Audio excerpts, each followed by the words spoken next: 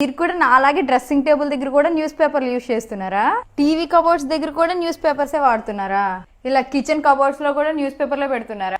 ఆఖరికి ఈ బట్టలు పెట్టుకునే కబోర్డ్ లో కూడా నాలాగే న్యూస్ పేపర్స్ యూజ్ చేస్తున్నారా? ఇక నుంచి మీరు కూడా అటువంటి తప్పులైతే చేయకండి. ఆ న్యూస్ పేపర్స్ కి బదులు ఇలాంటి పీవీసీ మ్యాట్స్ అయితే తీసుకున్నా.